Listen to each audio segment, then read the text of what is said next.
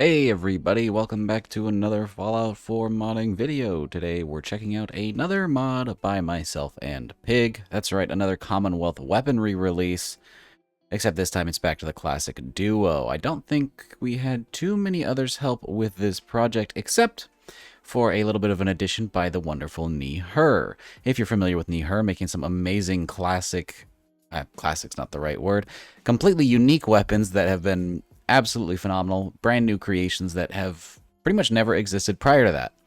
Well, Her actually helped us get some custom animations for this mod. This is going to be a shotgun revolver inspired by the very shotgun revolver from Metal Gear Solid 5 that we have not necessarily recreated, but rather were inspired by to make our own. A full-size 12-gauge revolver, which is pretty ridiculous. Something to have in your hands, sort of a big brother to our 410 Judge.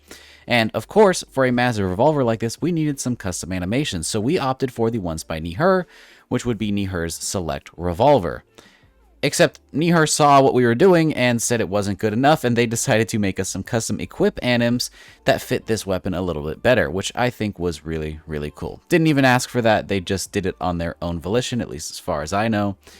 And now we have a pretty cool, even more custom set of animations for this wonderful, large revolver. Now this, again, is not based on anything real, mostly inspired from a gun in Metal Gear Solid. You can see a lot of that inspiration, but some designs were tweaked for ourselves. And of course, it comes with a bunch of different attachments over at the weapons workbench that allow you to customize this thing to do some pretty cool stuff that you couldn't really do in Metal Gear. Metal Gear has cool customization, but you don't really get to pick and choose options. But in this case, you most certainly do, and that includes ridiculous barrel lengths and muzzles and accessories and optics and grips and all that fun stuff. And because it is a 12-gauge shotgun, it also has access to custom ammo types that you see present in all of our shotgun mods, including things like slugs, flechettes, and dragon's breath rounds. So that makes for a pretty fun and customizable weapon that allows you to make a close-range shotgun revolver with a fast reload, or a long-range slug-throwing pocket sniper. Pretty interesting way to run it, but it's definitely something you could do.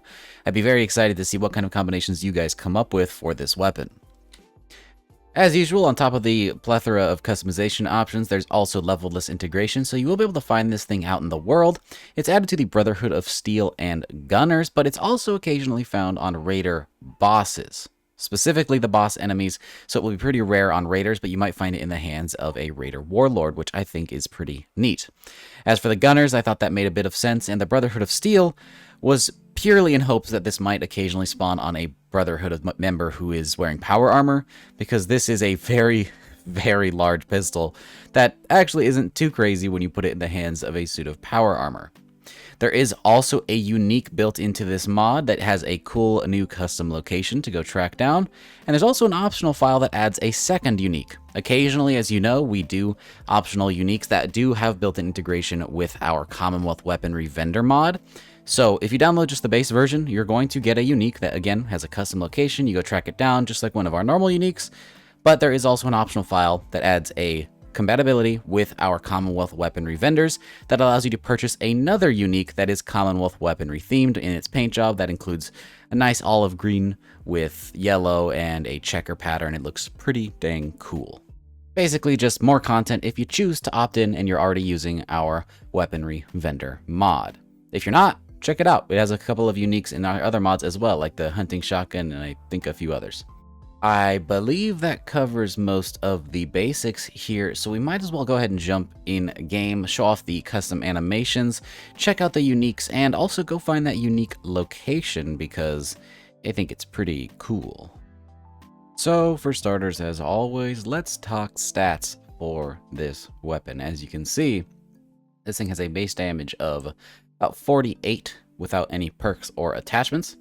It uses 12-gauge shotgun shells. At one point, we did consider putting this in 20. I thought that was more feasible, but we didn't realize just how big the animations made this thing, so we actually did scale it up to 12. So have fun with that. It has a fire rate of 5 because it is a single action revolver, which means every time you shoot, you are going to have to recock the hammer manually. You will not be able to rapid fire this thing. It has a range of 125, an accuracy of 12, a weight of only 4 pounds for a gigantic pistol like this, and a value of 108 caps. So this thing is pretty dang interesting. It looks like a big block of metal here with no attachments, and to be fair, that's kind of what the inspiration was as well.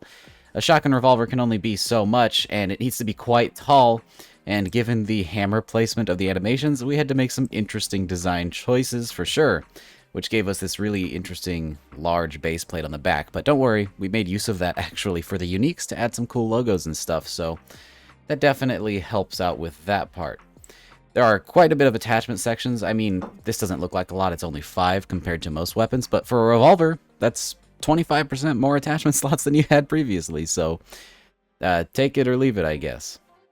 Let's go ahead and show off the animations for this thing before we get into the wonderful uniques included in this mod. So for animations, I want to go ahead and show off the standard version of this weapon. It doesn't seem to be the perfect weather for this. Let's go ahead and change the time scale up a little bit here. And the weather, much nicer. We can see this a bit more clearly here.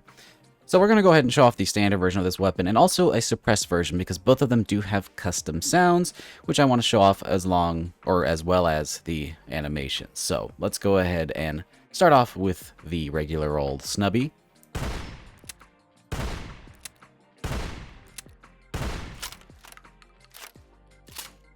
As you can see, a very cool break action reload thanks to Her, and a look at the iron sights as well. It is a shotgun, so we do have to worry about spread sometimes. Not always going to hit every target, especially at that range, because it's a snub-nosed shotgun revolver. It's going to spread quite a bit. But let's go ahead and check out something a bit more modified with a longer barrel, a suppressor, and even a custom optic that I believe this is the first gun it's ever appeared on. So that's fun.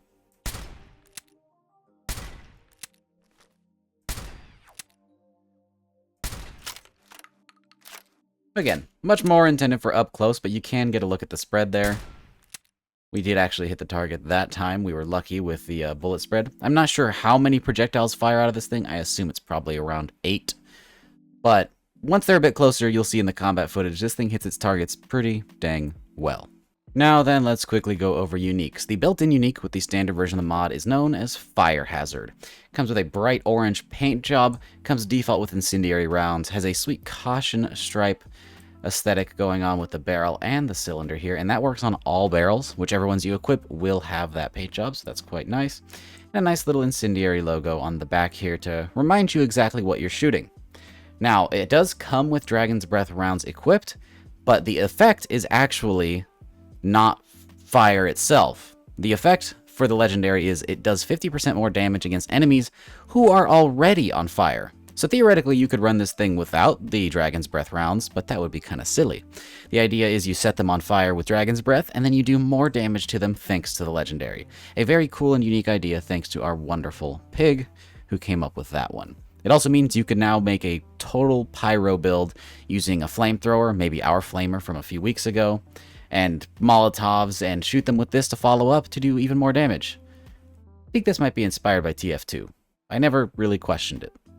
Anyways, if you want to get your hands on this unique, it actually is added to a custom location, which I will show off here very shortly. So if you don't want spoilers for that, go ahead and skip that part after we cover the next unique. So the next one we have here is the optional unique. This one doesn't come with the mod unless you download the extra patch, which has compatibility with the Commonwealth weaponry vendors, which is exactly where you get it. To get this thing, you have to purchase it from one of those Commonwealth weaponry vendors. I believe it is on Mac. Now, this thing has a pretty simple, unique effect, which is going to be the armor pen one that gives you 30%, ignore 30% rather, of the target's damage and energy resistances, so it just cracks through the armor.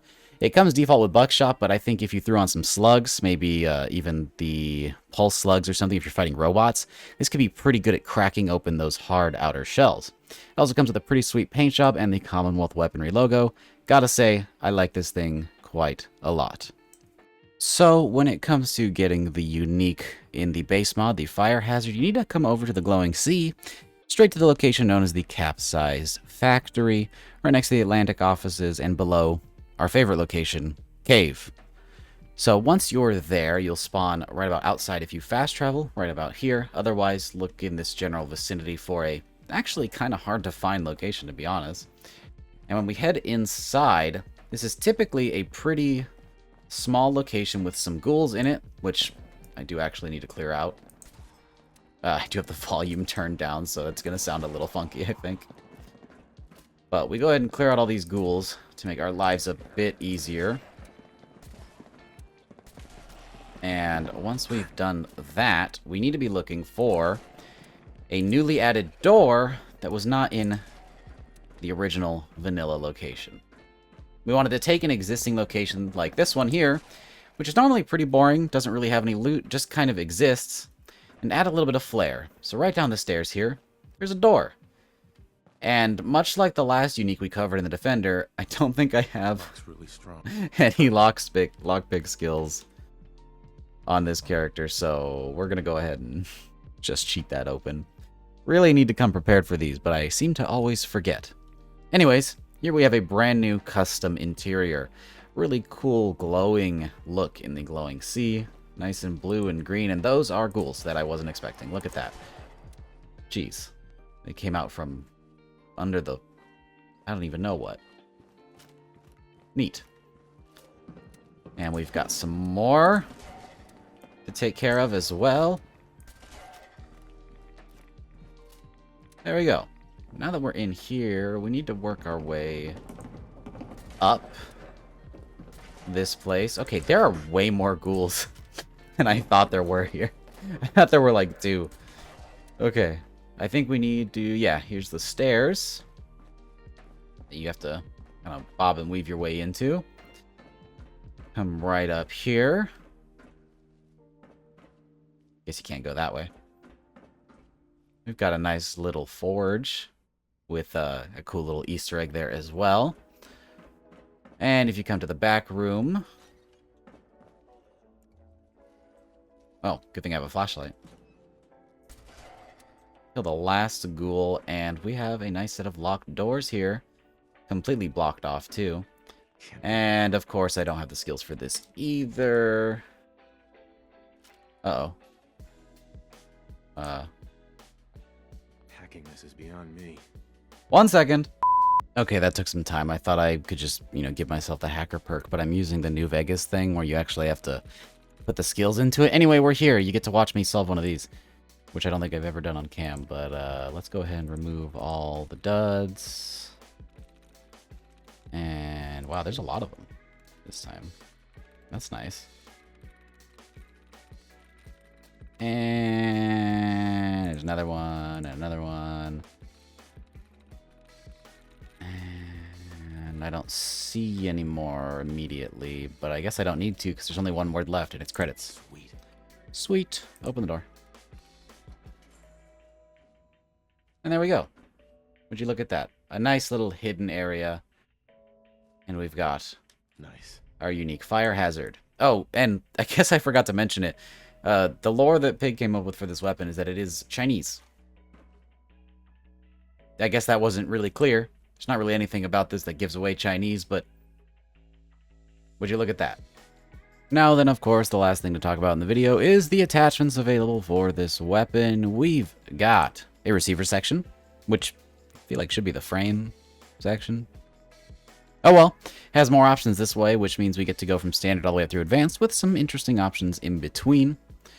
For the barrels, we have snub nose, standard length, and a long length, which makes for a massive pistol. It does look pretty proportional, but when you see it in a character's hands in third person, this thing is ridiculously huge, especially considering you can throw muzzles on the end.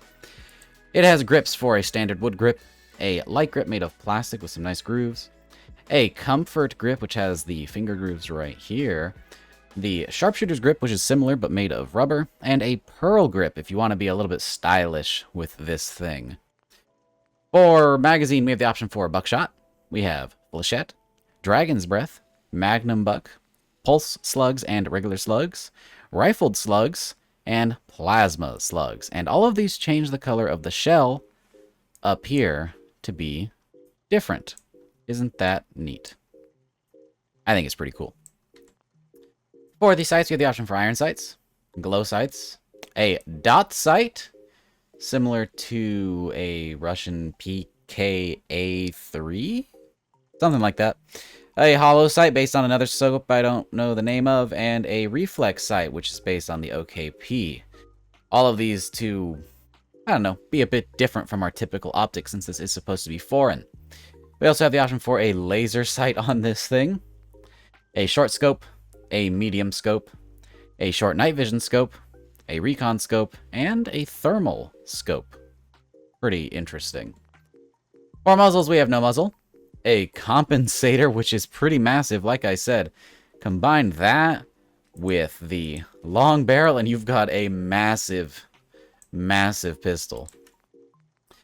Continuing on, we have a spiked compensator, a duckbill choke, a muzzle brake, and a suppressor. A suppressor for a revolver shotgun. Does it work? Probably not. Is it cool? Absolutely, so we did it.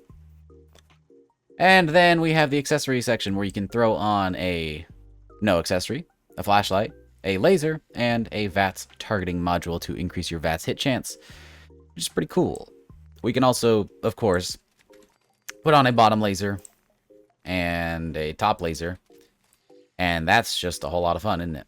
Oh, yeah, and I guess I should show that off. Since we've gone through all of the attachments, when you equip a laser sight, the top one anyways, the one that you actually aim with, it's not a typical laser.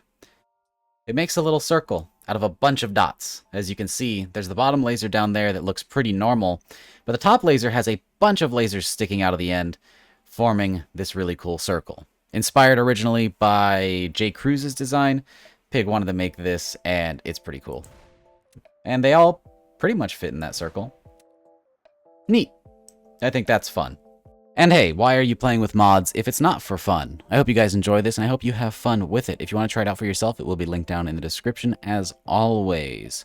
With that, if you want to support my work directly, whether it's the videos here on YouTube or the mods I make over on Nexus, you can do so either by dropping a like on the video, maybe subscribing if you haven't already, or dropping an endorsement on the mod. If you're looking for a more direct way than that, you can also check me out on Patreon. There you can feel free to donate if you would like to, but please do not feel like you need to. Only for those of you who have the ability and, for whatever reason, have the wish to do so. Otherwise, don't do that whatsoever. You can support me in a million free ways, and those help just as much. With that, I hope you guys enjoyed the video, and I will see you all in the next one. Peace!